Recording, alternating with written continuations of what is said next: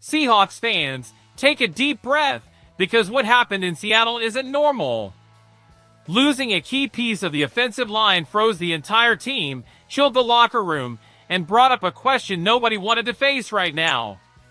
And while the sideline was still trying to understand what was happening, the quarterback had one of those afternoons that completely shifts the tone of a season.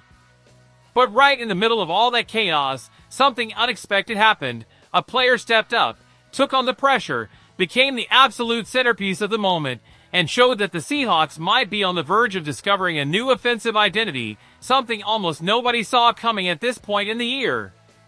It felt like a new door opened the moment everything else seemed ready to collapse emotionally. That's why this moment hit so hard. The vibe inside the team shifted in a way you can feel. The energy rose, the players' eyes got sharper, and there's this sense that something is quietly turning behind the scenes. You can feel that something big is about to break loose, and when a talented team gets this close to the edge, the season can flip into something completely unexpected.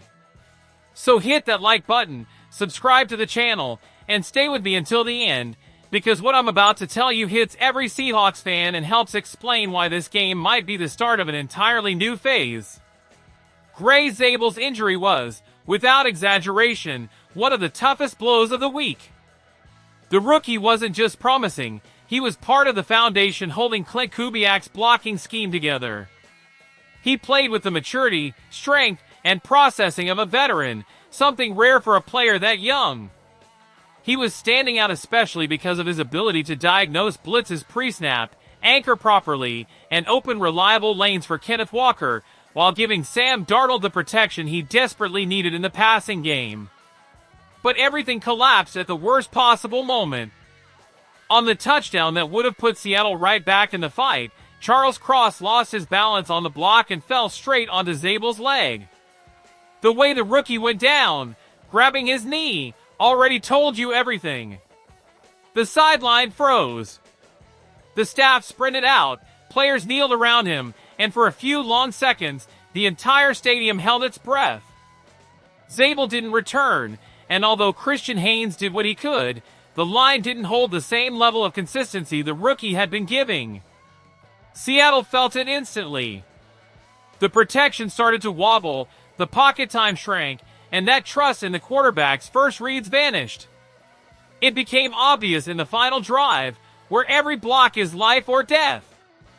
The line lost stability on a few snaps, and any slip in that situation is a disaster waiting to happen. Tactically, losing Zabel cuts down inside zone options, limits some of the power concepts to the left side, and forces Kubiak to adjust calls that depended on the rookie's strength at the point of attack. But if Zabel's injury already had fans shaken, Sam Darnold's performance added even more pressure. He had been trending upward, building chemistry with his targets and finally moving past that cloud of doubt that's followed him since the Jets days. This was the perfect game to cement his turnaround. But the Rams showed up with a defensive plan that was absolutely ruthless, the kind that changes the direction of an entire matchup. Hyper-aggressive dime packages, a disciplined secondary, quick reactions, and surgical route recognition. They forced Darnold to play uncomfortable from start to finish, erased his first read, and pushed him into extending plays in bad spots. The result was 4 interceptions that are hard to swallow. Rushed throws, incomplete reads, decisions that don't match the quarterback Seattle saw in recent weeks. What hurts isn't just the turnovers, it's the moment. This was the chance for Darnold to turn the page for good, bury those old ghosts, and reinforce his place as the leader of this offense. Instead, the criticism came back hard, bringing up narratives that felt like they were already gone. But there's one part of this story that doesn't show up in the box score: the locker room has his back. And that changes everything for the rest of the season. Mike Macdonald didn't sugarcoat anything at the presser. "Keep ripping it, man. We love you and we've got your back." That's not a can line, that's leadership. That's belief. That's a strong team sending the message that one bad game can't be allowed to turn into a crisis. Ernest Jones backed him too, telling Darnold not to take all the blame and making it clear the responsibility is shared.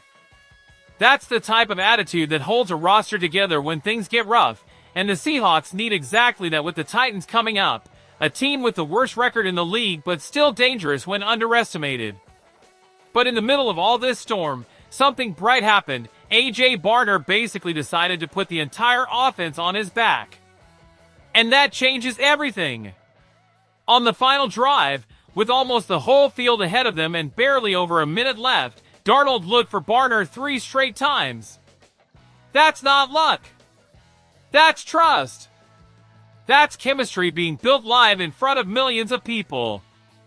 Barner didn't just win physically, he showed he's ready to take on a starring role when everything is on the line. Barner finished with 10 catches on 11 targets. No tight end in Seahawks history has ever done that. Not Jimmy Graham. Not Ichla Mealy. Not John Carlson. Barner rewrote the tight end chapter in Seattle right there. His season numbers tell the whole story. Catch rate above 80%, success rate nearing 70%, the kind of stats that put him next to George Kittle and Sam Laporta, the guys who set the standard at the position right now. And to think he entered the league labeled as a blocker with receiving upside, he's way more than that now. He's the safety valve, the engine of the offense, the piece that changes how the playbook is built. Barner has become a core part of the Seahawks' new offensive identity, and that raises the ceiling of this team for the second half of the season. On the other side of the ball, the defense continues to be flat-out ridiculous. Holding an offense that averaged over 360 yards per game to under 250 is elite stuff. Matthew Stafford is playing at an MVP level, but Seattle made him uncomfortable all game long. Constant pressure, physical coverage, tight windows everywhere. The defensive plan worked cleanly. Tyrese Knight, before leading with a concussion, was playing with an aggressiveness and awareness that didn't look like a rookie at all. This defensive unit is the backbone of everything. It keeps Seattle alive. It gives the offense time to find its rhythm. It's the reason this season still has massive potential. In the end, this game exposed who the Seahawks really are, a talented, resilient team loaded with potential, but also facing real short-term challenges. Zabel's injury needs an urgent answer. Darnold's interceptions must be addressed without shaking his confidence. And Barner's breakout opens a huge path for an offense that might have just found its turning point. Seattle is clearly at an inflection point, and the next few weeks will define whether this team turns turbulence into strength. And now 12s, I want to hear from you. Which moment hit you the hardest? Zabel's injury? Darnold's interceptions? Or A.J. Barner's unbelievable show? Drop your thoughts in the comments. I really want to hear what our fan base thinks. And of course, hit that like button, subscribe, and turn on notifications, because the season is far from over. There's a lot of stories still ahead. Let's ride this together, 12s. Go Hawks!